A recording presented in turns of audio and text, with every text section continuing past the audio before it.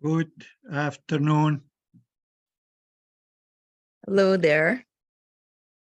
I'm actually not James, I'm Nina, but I had to use his credentials to open this up. I'm gonna just go reheat my coffee and I'll be right back.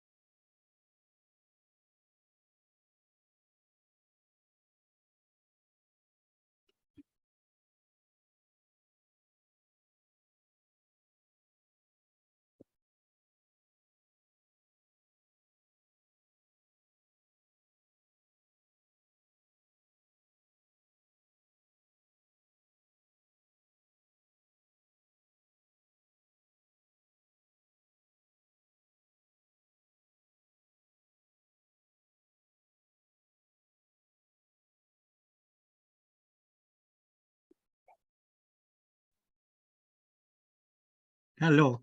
Hello, hi there, welcome. I do not hear you.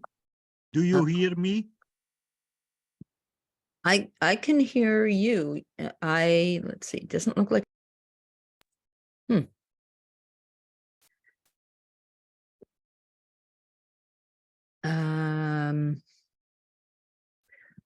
Michael? Yeah, I can hear you both. Okay. Can you hear us now? Wilf? Okay. I don't. He's saying. Wait, now I can't hear you, Michael. Should maybe check the audio on the. No, I do not hear you. I do not hear you. Do you hear me? Yes, You we hear you. me? Yeah. I do not hear you.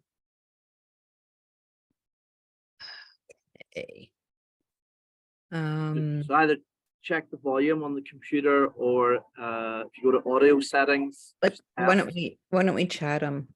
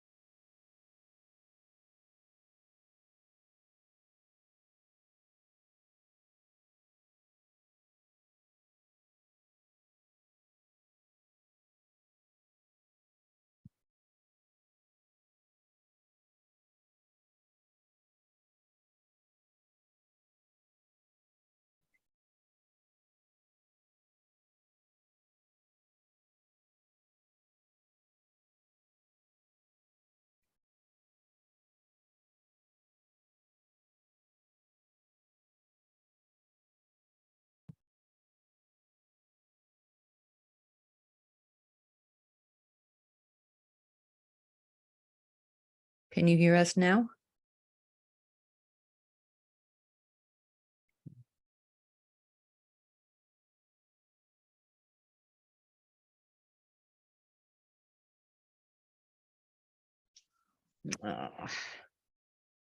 Hi.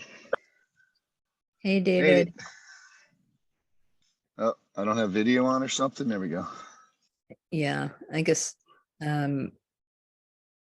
He can't seem to hear any of us.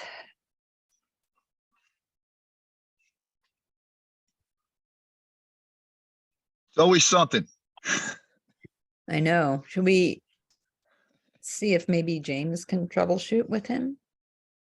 Okay, let me see. Yeah, this is over my head. I already know the answer, that I don't know the answer. All right. How you Yeah. doing, Michael?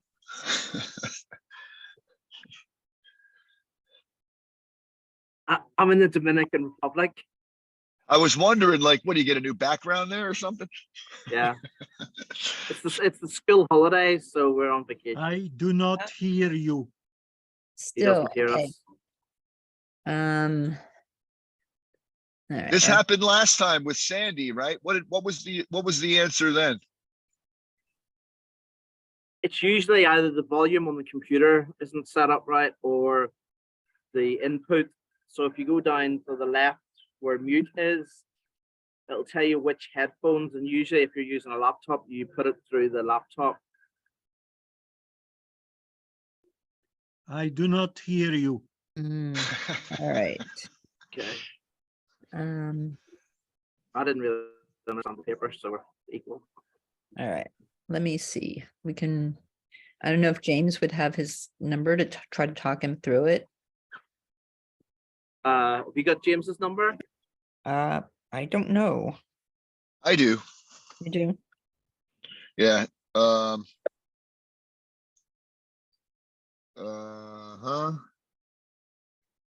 You ready? Yeah.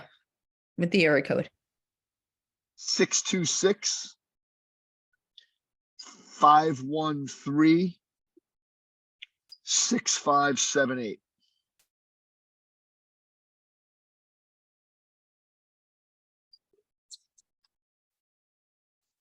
Put him on speaker. You can tell him that I'm calling James. Okay, yeah. Hi. You reached the voicemail of Dr. James Norwood. Please leave a message. I'll get back to you as soon as I can. At the tone, please record your message. When you've finished recording, you may hang up or press 1 for more options. Hey, James, it's Nina. We're all on except Wilfried can't seem to hear any of us. We can all hear each other. And I don't know if you have his number, but I think he needs someone to walk him through the steps he might take on his computer to test his audio. Yeah, because otherwise it's not going to work. So I'm not sure if you even have his number or if you would be able to contact him somehow to help him with that. Because we all sort of made suggestions about doing the audio tests, etc., on the chat, but it doesn't seem to have helped. So if you get this, either give me a call back or text so that we can actually have a meeting. Okay, thanks. So you guys were texting with him to say, try this, try that, and it didn't work? I'll try Michael. I do not hear you. Yeah, Okay. but were you guys chatting with Wilfried to say, hey, try this, try that? In the chat. Yeah. Was he seeing those and responding or no? I have no idea. So he didn't respond, in other words. No, I think he did respond at one point. Yep. Okay. No. Yes, he did. Did he Okay. respond with, I cannot hear you? Do you hear Yeah. me? Yes. Yes. Yes. He could just Well, I talk. can give my talk, but Yeah. I do not hear your questions. But Okay. maybe then it will already be repaired. Yeah. Okay. Okay. So Yeah. that I understand. Okay. So it's a great honor to be invited to discuss existential approaches and interpretations of severe mental illnesses. I like first to look at the position of the American Psychiatric Association. Then we will take a look at the existential theories of severe mental illnesses like paranoia, and we will be making use of Hegel.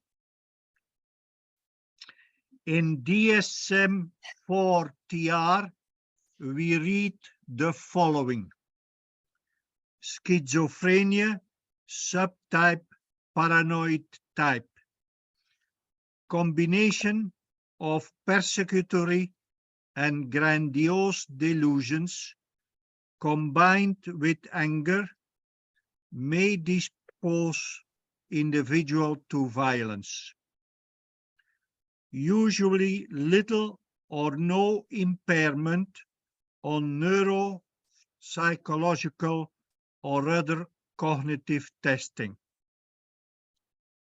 Lastly, prognosis of paranoid type may be considerably better than other types of schizophrenia. The paranoid type of schizophrenia is expressing itself.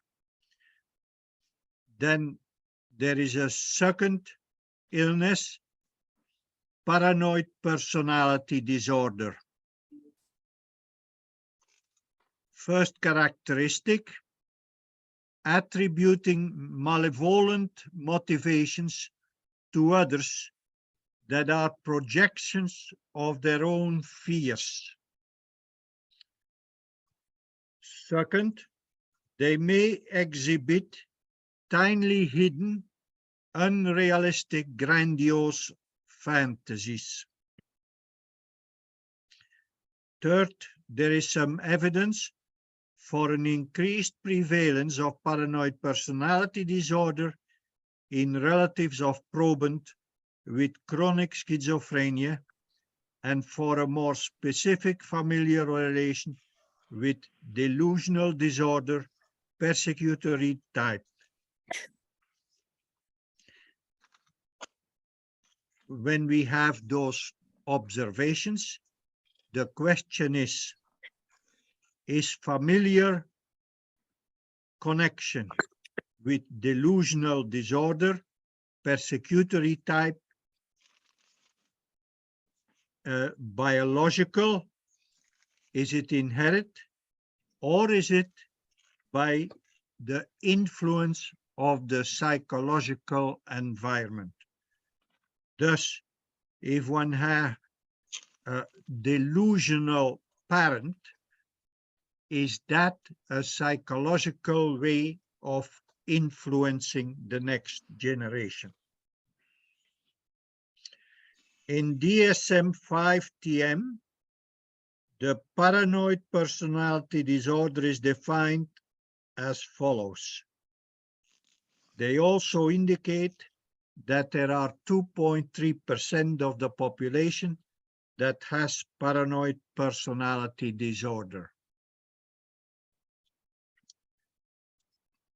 Definition: individuals with this disorder persistently bear grudges and are unwilling to forgive the insults, injuries, or slights that they think they have received.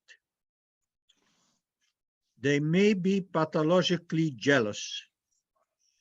They may blame others for their own shortcomings.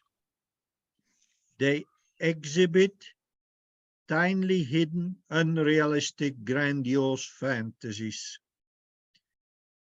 They are attributing malevolent motivations to others that are the projections of their own fears. Notice that in DSM-4 and 5, they observe something, that paranoia often goes together with grandiose ideas. They observe the coincident, they do not explain it. And Hegel will provide an explanation.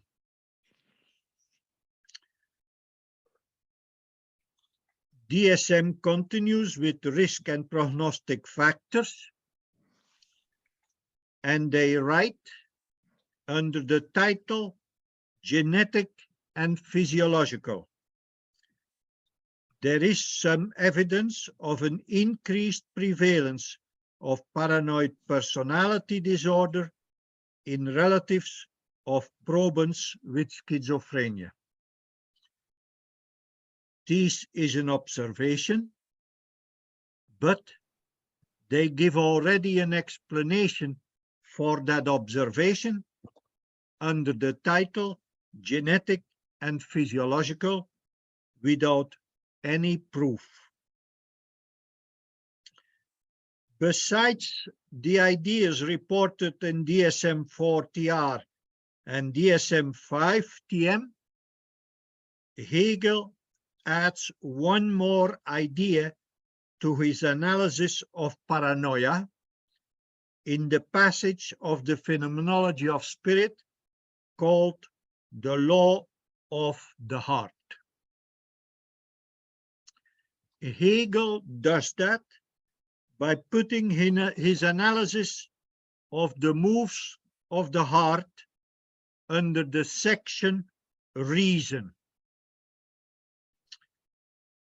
And that shows that Hegel has some idea, and that idea is typical for reason is that what one person discovers to be true for a reason, that truth is valid for all persons. Hence, reason makes each reasonable person in some sense equal. By putting his analysis of emotions under the section reason, Hegel claims that the human heart, at least in the period where science is greatly influential, follows the rules of reason, at least in one sense. What I feel to be bad in societal regulations, all other human beings must feel it to be bad as well. Hence, there is no essential difference between one person and another in how they feel about societal rules. It is this idea of the belief in the similarity between human beings that Lacan then will take as the center of his reflections when he comments on Hegel's passage of the law of the heart. And that we will discuss next week. Let us concentrate upon Hegel's idea and keep in mind that the analysis of emotions by Hegel is put under the heading of the section reason. Hegel on paranoia. Hegel's analysis concerns the heart's attitude towards the law and is aptly labeled by Howard Keynes as the analysis of the moral sentimentalist. This passage in Hegel's phenomenology has three parts, not all of which are distinguished or even noticed by its many commentators. The first section sketches hope that the conflict between the human heart and the law can be reconciled. Thus, in society, I must drive on the right side of the road, and I prefer to drive on both sides. Bicyclists do that, cars cannot. The second describes the disappointment about the failure of reconciling the heart with the law. The last section describes the desperate attempt to overcome that disappointment. Common sense labels, some of which are used by Hegel himself for these three moments in Hegel's analysis, might be enlightening. The first moment, the hope, could be called the conviction of the romantic reformer or the moral sentimentalist. The second moment, the disappointment of the heart in its inability to reconcile itself with the law, can be called the feeling of craziness. The third moment, the desperate attempt to overcome the heart's disappointment with the law, can be called paranoia. Hegel's thesis in my reconstruction is that the sentimental attitude towards the problem that human law presents leads by way of disappointment necessarily to paranoid aggression. Hegel does not make use of biology to explain paranoia. Hegel demonstrates that paranoia is the logically necessarily result of the attitude of the mind and the heart. J.F. Bailey, the translator of the phenomenology, claims that this entire passage is concerned with moral sentimentalism. He calls that attitude the mood of all times that appeared in Hegel's time as the Romantic school. The most important representative of this school was Rousseau, and the perfect literary example of it is Goethe's Werther. Jean Hippolyte, an important French commentator on Hegel, cites Schiller's Robbers as a literary work of Hegel's time, containing a literary representation of the ironic logic to which a romantic reformer can be pushed. According to Hippolyte, Hegel did nothing more than articulate philosophically what Schiller represented artistically. So it's very interesting to realize that the discovery of the ideas of Hegel is not Hegel's invention himself.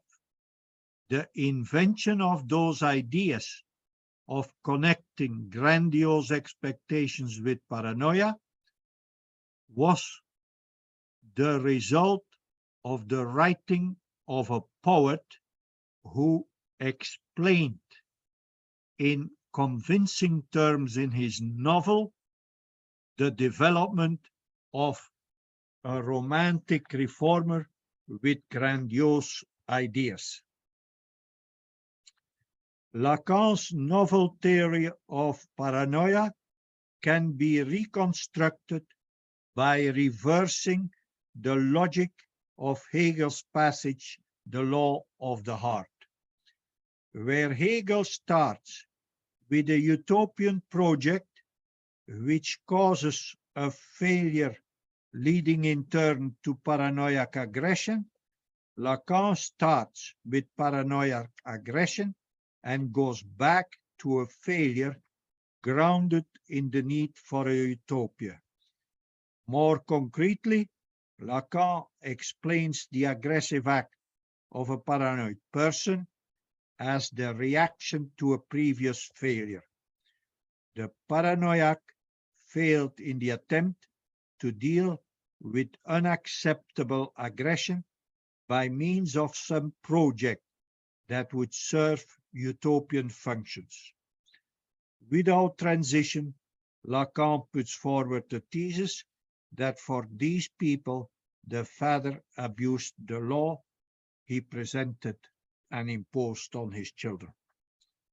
Thus, while Hegel starts with a naive conception of the law and ends with a paranoid strategy, Lacan begins with a paranoid patient and explains her behavior by the defective representation of the law by the father. For both Hegel and Lacan, the transition between the defective attitude toward the law and the paranoid strategy is not direct.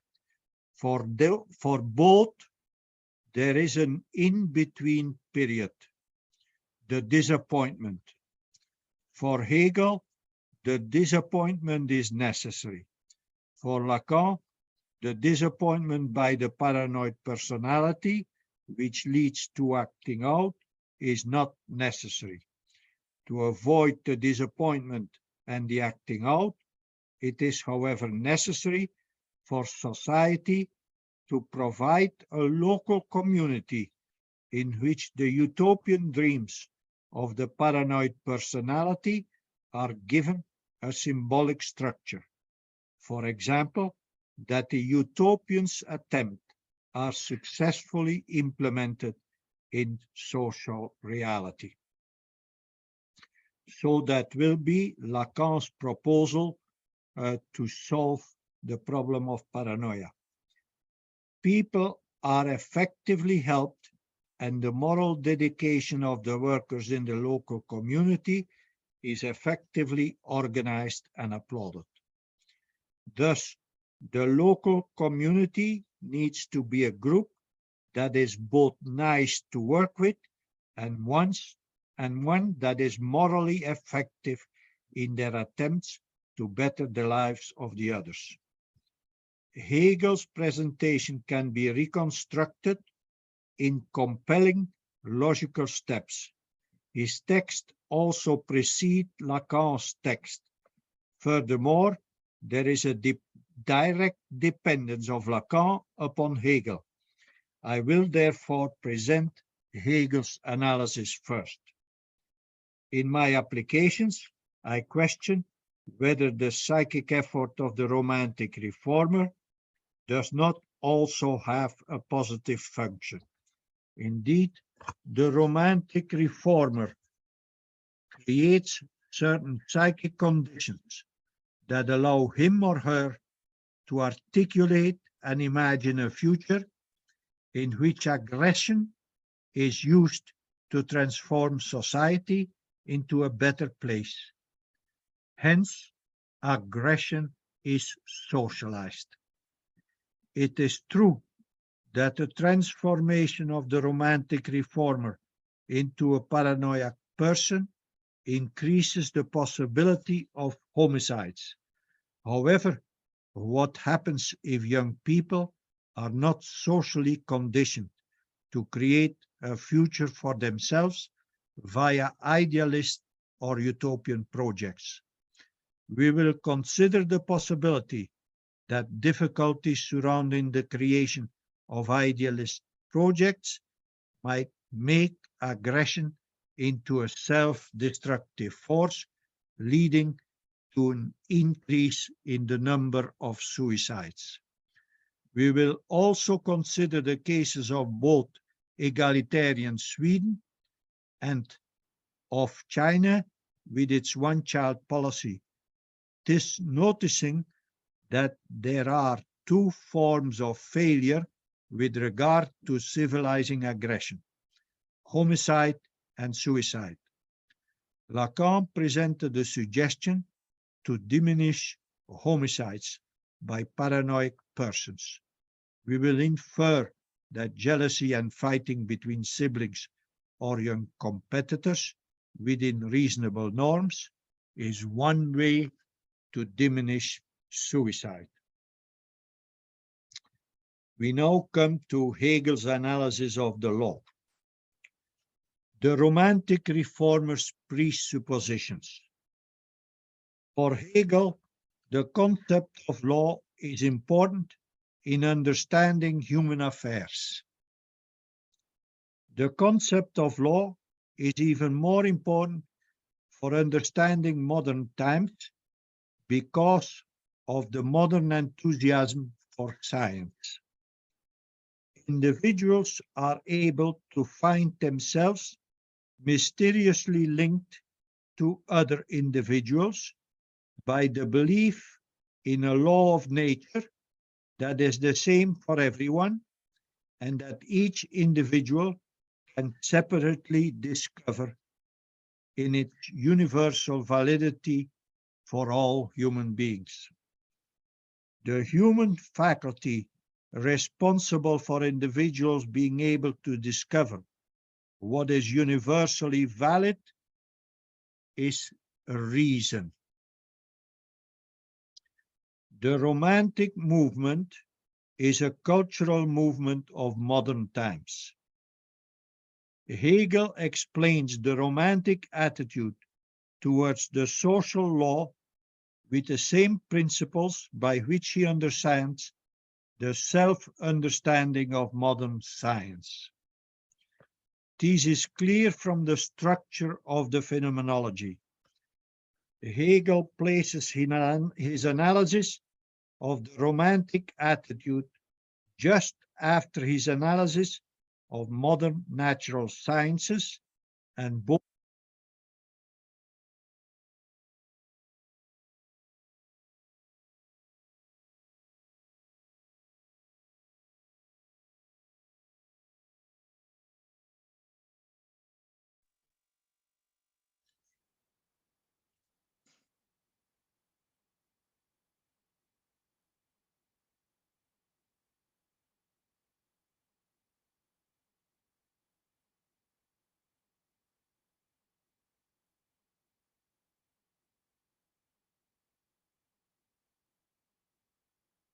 the power of reason.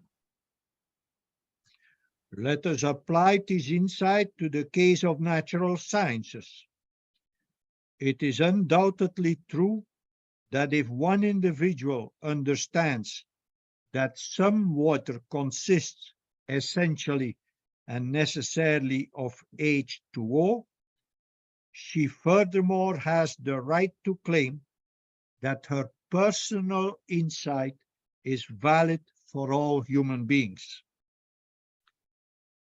It is Hegel's shrewd insight that some modern social movements can be explained by a similar claim about social life.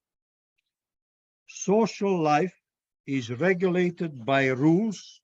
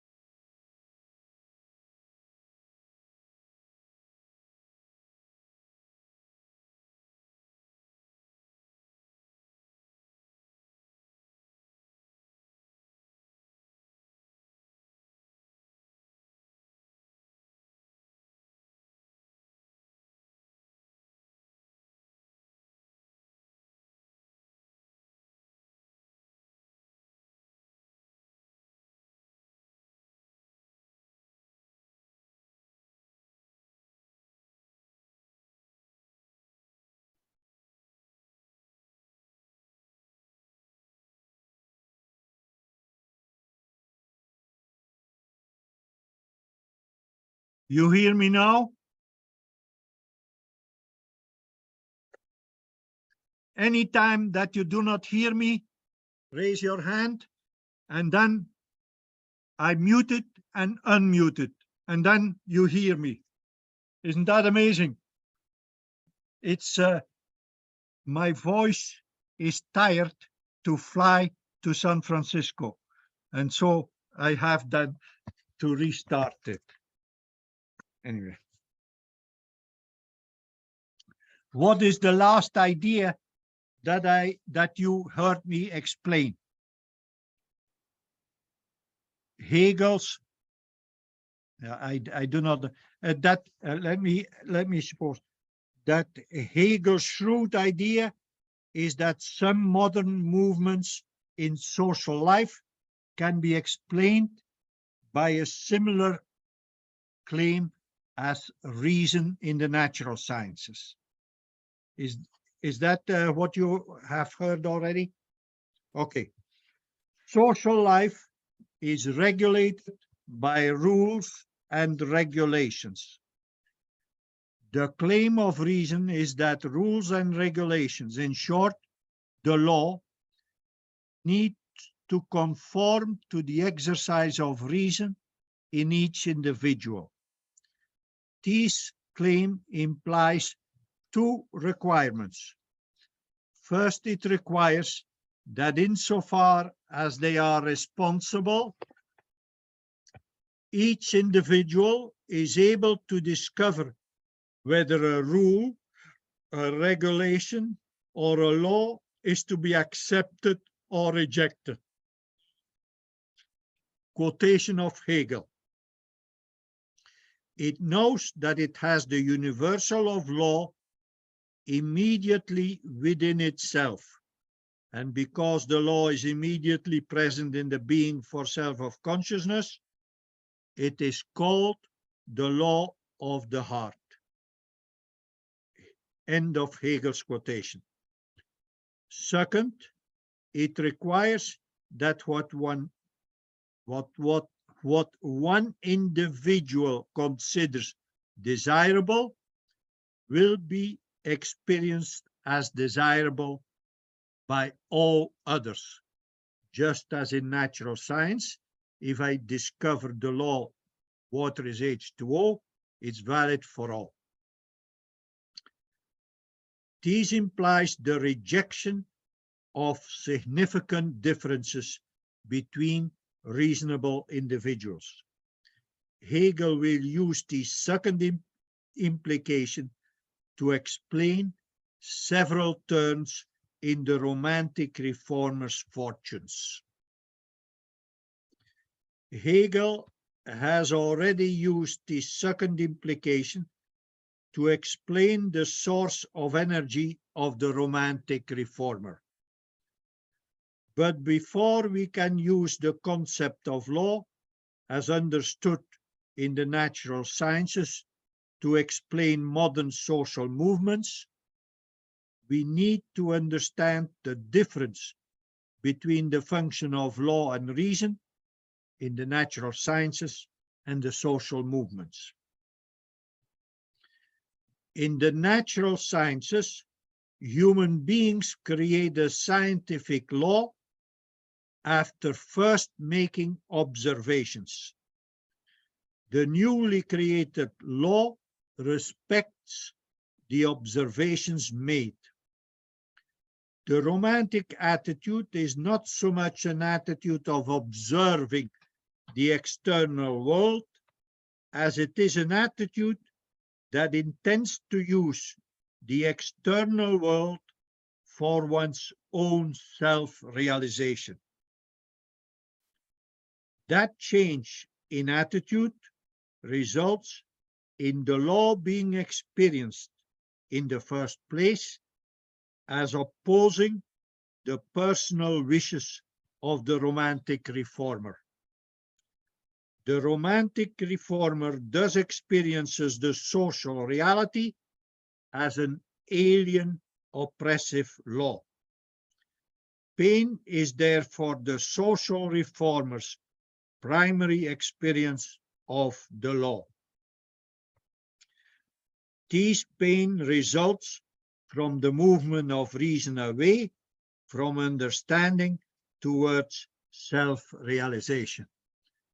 To give you a small example, I kept my previous house and I rented through the city by the voucher system.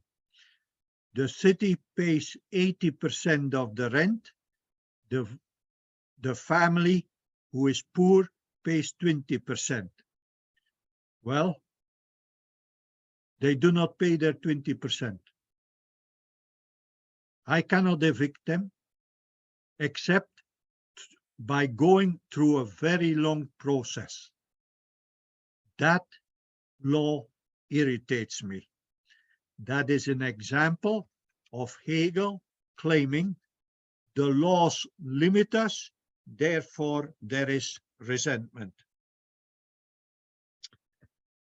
While the certainty of the existence of a natural law is a comfort to the natural scientist, the existence of social laws is at first experienced as a hindrance to a self-realizing consciousness.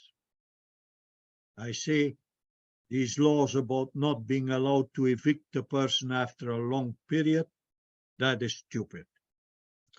The social order, its rules, regulations, and laws are experienced as restrictive. I give here a simpler example. I cannot drive on the left side of the street. I cannot park my car where I want. I might not cross the streets when the lights are red. Hegel describes the painful experience of the self-realizing consciousness as follows. Quote, "The heart is confronted by a real world. This reality is therefore, on the one hand, a law by which the particular individuality is oppressed, a violent ordering of the world which contradicts the law of the heart, and on the other hand, a humanity suffering under that ordering, a humanity that does not follow the law of the heart, but is subject to an alien necessity." End of quote. This self-realizing consciousness, faced with such a hostile social world, could feel crushed. However, the self-realizing consciousness as a social reformer gathers an enormous amount of energy from its identification with the position of reason. It benefits from the assumption that there is a likeness of all individuals in a similar position. If the social reality causes me pain, needless pain, then it is certainly causing pain to all individuals. The social reformer's own suffering on the law is immediately experienced as co-suffering, with a humanity suffering under that ordering, a humanity which does not follow the law of the heart, but is subjected to an alien necessity. Hegel's quotation. When the romantic reformer encounters a rule or a law that does not fit his own heart, he makes a project of transforming that reality, that law, because he is a self-realizing consciousness. In that project, he can also rely on a belief that is typical for reason. The transformation of the law according to the wishes of his heart will be an improvement of the law and be applauded by the hearts of all others. That will be the narcissistic motive. Therefore, his charge against the existing law and his attempt to change it is seen as a project that will improve the world for everyone. Consequently, when the romantic reformer attempts to change the law into what her heart wishes it to be, she possesses the certainty that she will do a favor for her fellow human beings. That is the moral motive. Let us pay close attention to the possible resources of energy of the romantic reformer. We can distinguish between a personal and a social motive. The personal motive emanates from the belief that the law is only satisfied if it is in agreement with the reformer's own wishes, or in Hegel's terminology, if the law is identical to the reformer's own heart. Because of such a belief, the romantic reformer must feel justified in rejecting any restriction, any pain experienced because of the law. The law simply has no right to cause pain. The romantic reformer hereby possesses the justification to transform any pain imposed by the law into aggression against that law. That is the sublimation of aggression. As Hegel writes, quote, "This individuality therefore directs its energies into getting rid of his necessity, which contradicts the law of the heart and also the suffering caused by it." End of quote. This justification for using aggression to diminish pain rests on the difference between the use of reason in natural science and in self-realization. How a particular individual, for example, Rousseau, comes to feel that way of the law is a purely psychological problem not addressed by Hegel, but will be addressed by Lacan. How such an individual becomes the voice of his age rather than a stunted outcast is a question of cultural sociology or cultural philosophy for which there is no answer in Hegel. The social motive for the romantic reformer is that she has the absolute psychological certainty that others feel the same about the law. Let us analyze the 2 points about which the romantic reformer has absolute certainty. Here, the identity between reason in natural sciences and reason in social experience is fruitful.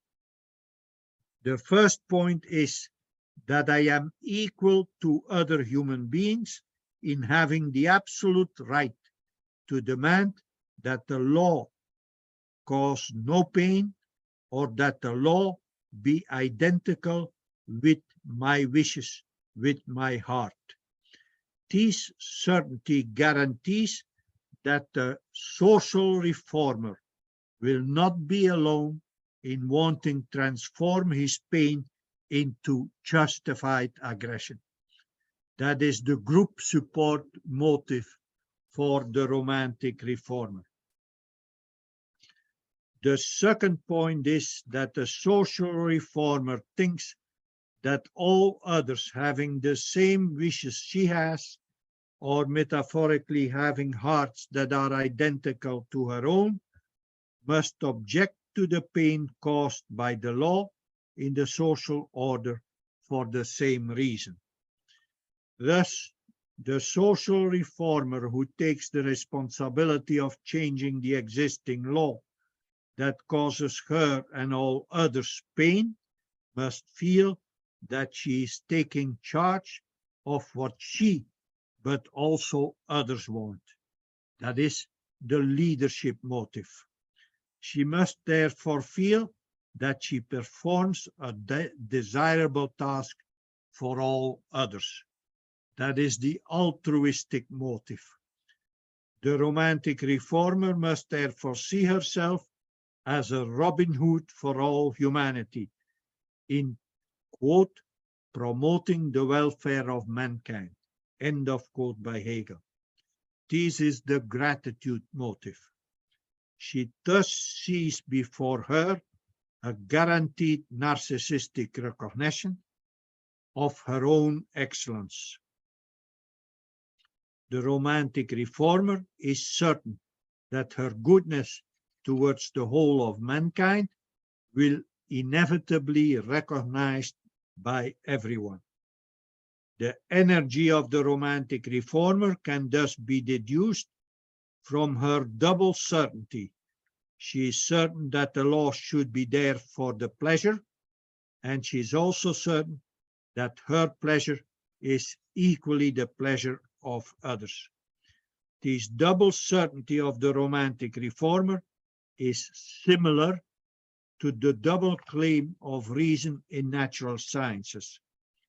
I can personally understand the natural laws, and my personal understanding is identical with and thus valid for the understanding of all others. Transformation of the law and its meaning. Disappointment in the extreme. The project of the romantic reformer is to change the law, which is indifferent or even opposed to the heart of individuals, into a law that conforms to her individual heart, and it is presumed that its heart is like the heart of all individuals. The romantic reformer must therefore propose a new ordinance, a new law that is to replace the old law. When the new proposal is enacted, it becomes law. But a characteristic of enacted law is that it is impersonal. An essential characteristic of the heart is that it insists on being treated for its own sake and in terms of its individuality. An objective way in which this difference makes itself known is that the law tends to be unchangeable, where the heart is alive and constantly changes its desires. Today, I want chocolate mousse on my bread. Tomorrow, I want jam. So the successful romantic discovers that her intended project becomes something other than what she intended. She discovers that her very project in succeeding fails. Quote, the law of the heart through its very realization ceased to be the law of the heart. End of quote by Hegel. Nevertheless, something has been achieved. The new law is not equal to the old law. It cannot be treated as an alien law, which has to be changed. The new law is the product of the romantic reformer and is therefore her law. The romantic reformer has thus irrevocably gotten involved in the law. Quote, what he brings about is merely the entanglement of himself in the actual ordinance, an entanglement in it, moreover, not as a superior power, which is only alien to him, but one which is hostile. End of quote by Hegel. The romantic reformer, because of her successful opposition to the old law, discovers that she is the originator of a new product, the new law, in which she cannot recognize herself. Worse, the romantic reformer discovers that she is the originator of a product that has two characteristics. On the one hand, The new law is an essential aspiration of her consciousness. On the other hand, it is an unacceptable product. The romantic reformer now experiences opposition, not to an alien law, but to a law she created. The romantic reformer thus finds herself opposed to her own essential identity as reformer and thus maker of law. In this way, the romantic reformer becomes completely divided against herself.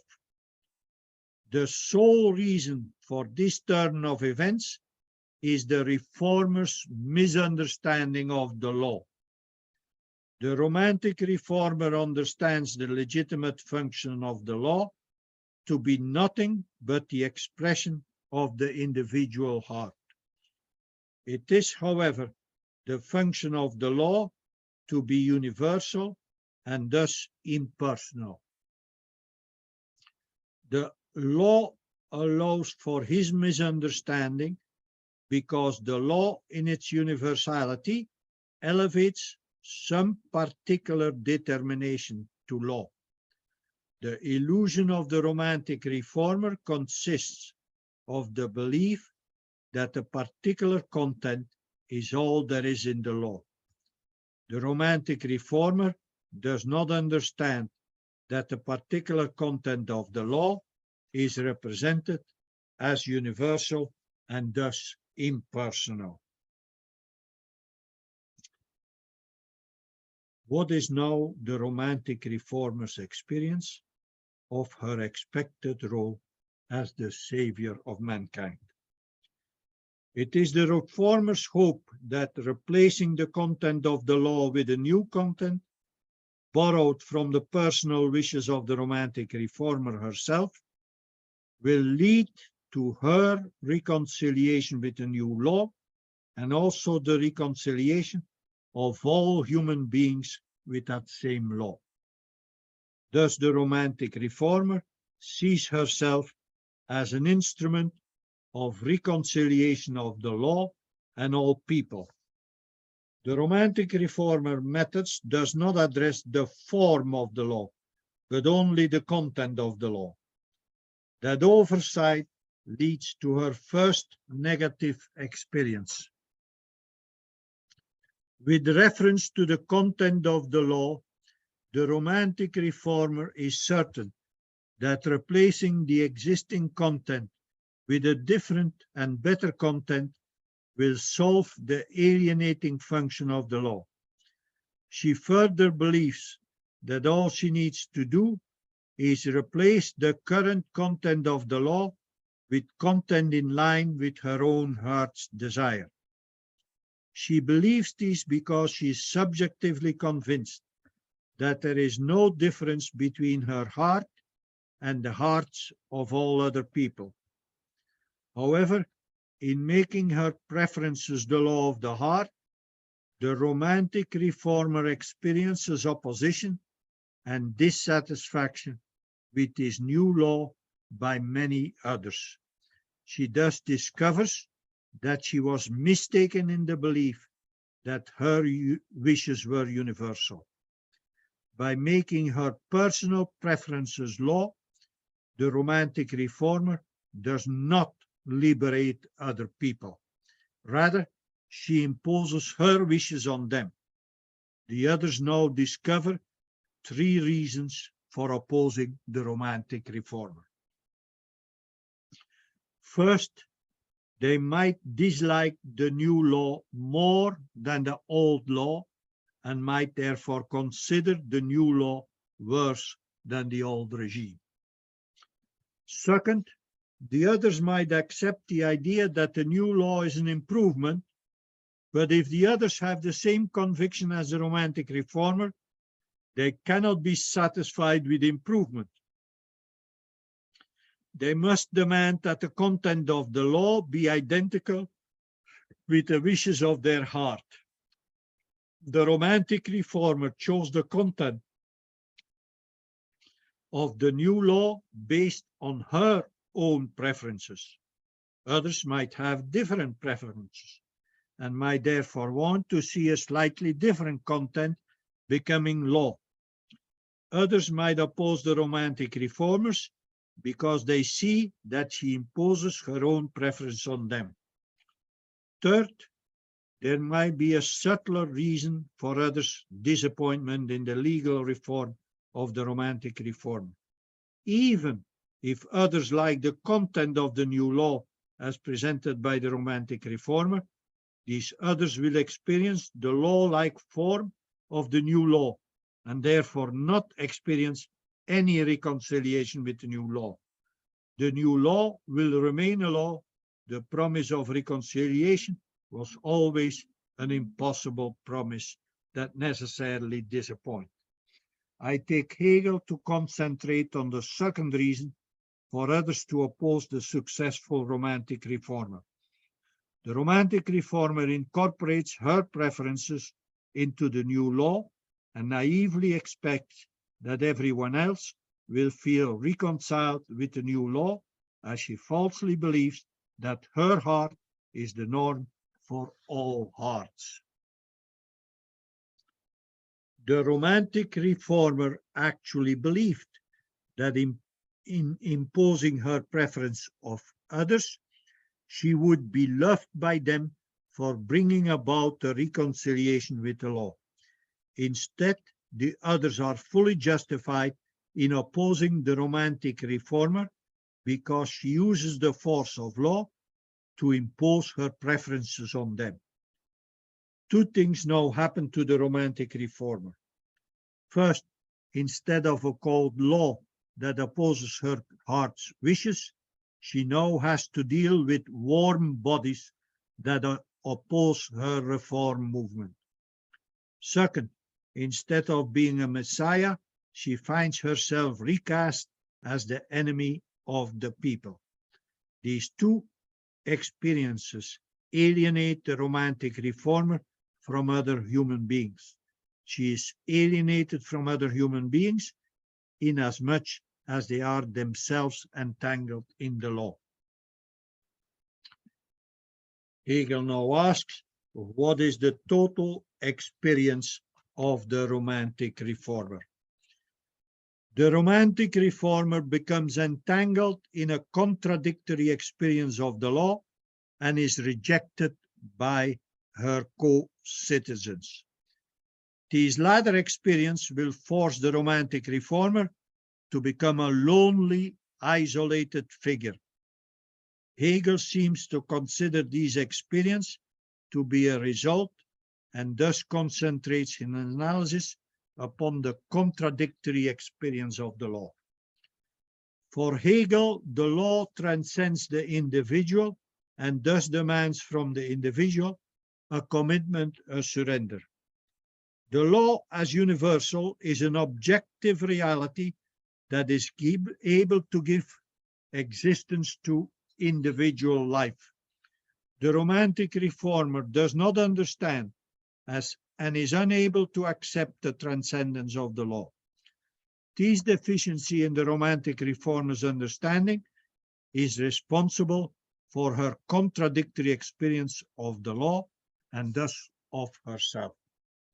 On the one hand, the romantic reformer feels and understands that is the law so important that she can make the enactment of the proper law the essence of her life. On the other hand, the romantic reformer does not understand the transcendence of the law and furthermore cannot tolerate the distance between a transcendent law and her own heart. The romantic reformer must therefore experience any law, even the law she enacted, as contrary to her deepest aspirations. The romantic reformer is thus a consciousness that experiences the law both as her own essence and the denial of her essence. The romantic reformer has these two experiences in two distinct time periods. At first, time separates these two distinct experiences. However, consciousness is time consciousness. Time is therefore not capable of permanently separating the two contradictory experiences of the law. When the romantic reformer realizes that it aims at a law as its essence, while it considers any law necessarily as the denial of its essence, even if he, the romantic reformer, created the law himself, then the romantic reformer has the experience of its own essential contradiction. Hegel calls the experience of this essential contradiction alternatively perversion or craziness of this form of consciousness.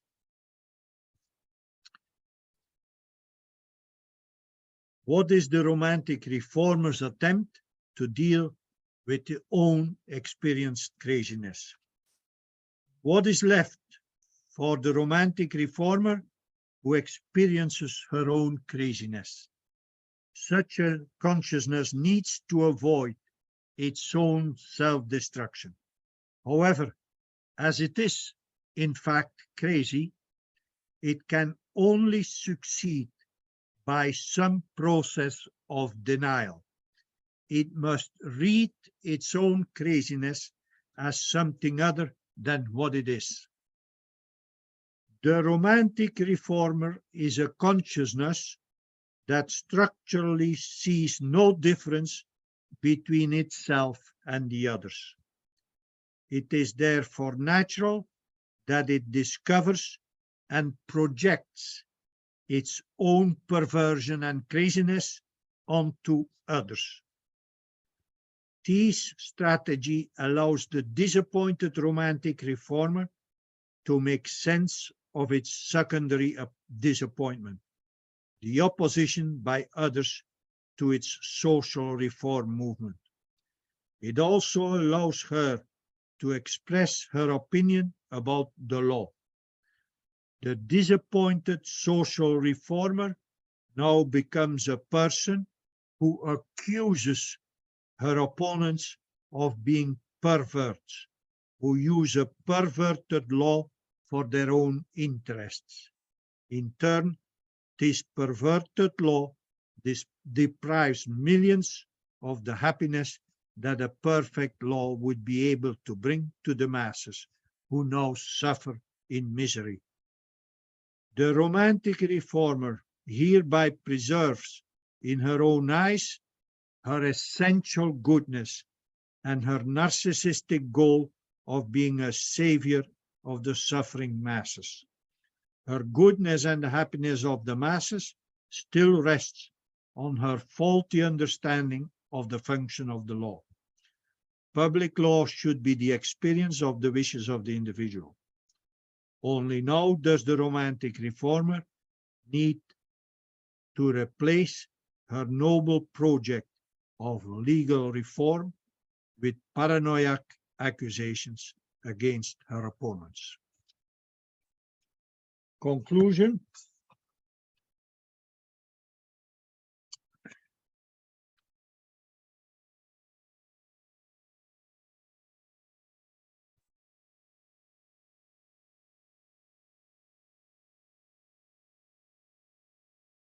For Hegel, the romantic reformer had a grand project with grand expectations. The realization of the project must necessarily disappoint. As it is his life project, the disappointment in his life project makes the romantic reformer feel crazy. In order to avoid feeling crazy, the romantic reformer starts accusing others and thus becomes paranoid. Hegel hereby derives paranoia as the necessary conclusion of a psychological attitude. Grandiose romantic reforms. What is the solution proposed by Hegel? The romantic reformer must accept that other individuals have different desires. The romantic reformer must give up the idea that his heart, his wishes are the same as all other people. The romantic reformer must accept that the full reconciliation of the heart with the law is impossible. There are two things that the romantic reformer has to accept. That places the romantic reformer in a humble place. The humble romantic reformer accepts that there is a sphere of rules and regulations that is not perfect. The romantic reformer can then have a project that she will try to pull the legal system a little bit in the direction of her wishes. Let us say, help the poor, and she might be able to introduce a law of giving a monetary reward at the birth of every child. That benefits the poor more than the middle class and the rich. But in the United States, that very good idea is implemented stupidly. You know how it is implemented? It is implemented as a tax deduction for the birth of every child. All the people who do not pay taxes do not benefit from that law. Therefore, the most poor do not benefit from that law. The romantic reformer can have a project that she will try to pull the legal system a little bit in the direction she wishes. The romantic reformer must accept that others will pull the legal system in other direction. Hegel's optimistic view is that by such an attitude of the people, the legal system will be a system that is alive and not dead. And when all people develop ideas of more freedom, over time, we will see that the legal system goes in the direction of guaranteeing more freedom for all. What is the case if we compare the legal system of Athens and ancient Rome with the legal system of Western Europe and the US? This is the idea of the romantic reformer. The romantic reformer can contribute to the improvement of social structures over time, but cannot hope to have a perfect legal system, and cannot hope that there exists a legal system that does not have a limiting dimension. That is the false hope of the romantic reformer. Any questions?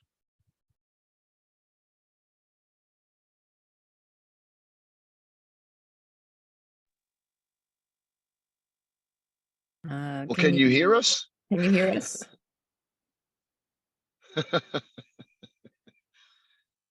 Let's put it in the chat then, because, okay. Solve the problem. I do not hear you. I know.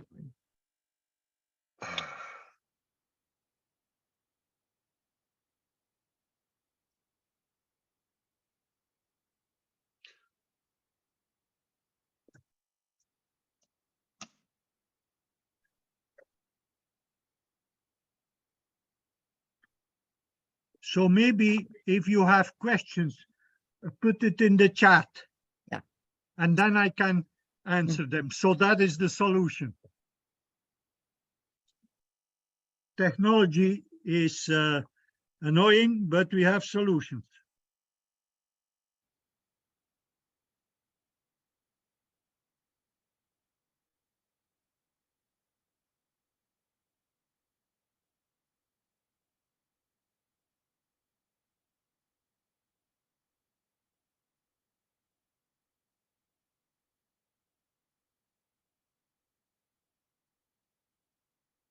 Do you want first to have a couple of minutes to take a deep breath James, you tell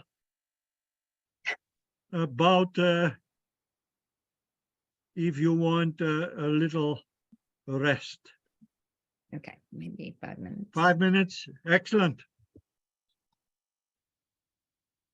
Oh, no, we're not gonna do questions? Well. Oh, yeah, we could, let's do questions. Yeah. I mean, I'm gonna save my questions for next week, because I mean, Yeah. I hear where he's going with this, tying it into like Oedipal dynamics, which is gonna lead into Lacan and the role of the father and the failure of the paternal metaphor. It's all very riveting to me. I can save those for next week. Yeah, and About this idea of,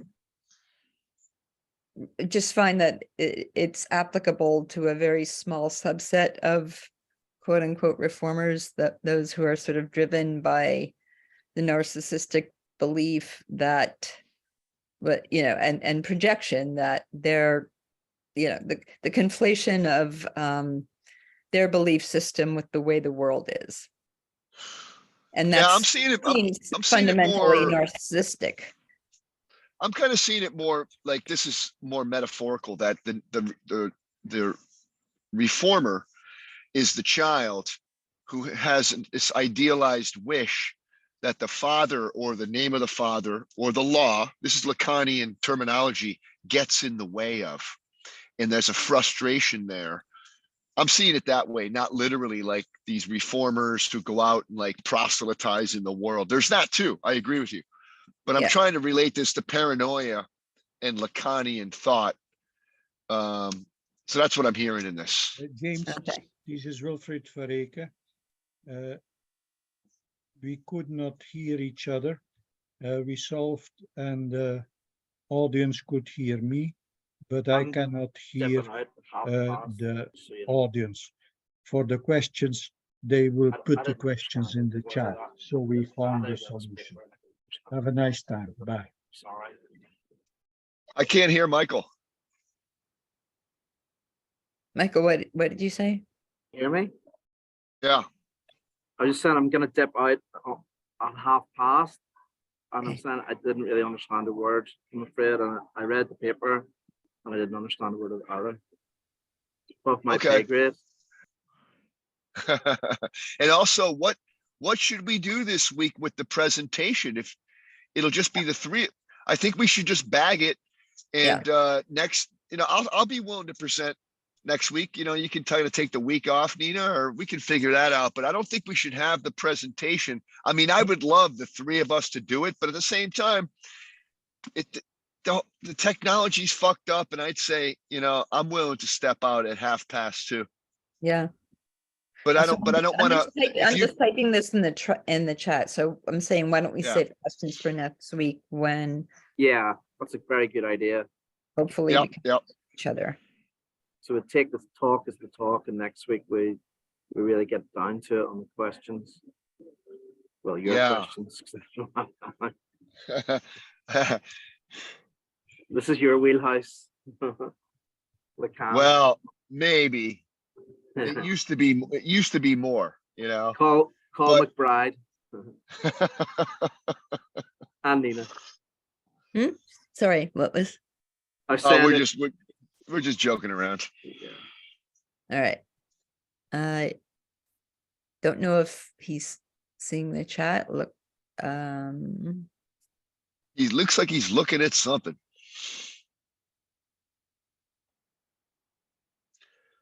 So, Michael, how's things in Dominican, man? yeah, You nice. look kind of relaxed, It's nice, very nice. First time here. I'm gonna go into full vacation mode after this. I was a bit anxious about making sure I could attend today. Now that I've got that out of the way, I'm just gonna relax. It's been a full period of work and stuff. But I don't normally have carryover, but I've been thinking about clients and stuff while I've been here, which sort of indicates. okay. Yeah, Nina, say something about like when we all have a lot of questions and we want to wait till there's sound instead of Yes. typing, something like that. Yes. It's all very riveting. Yeah.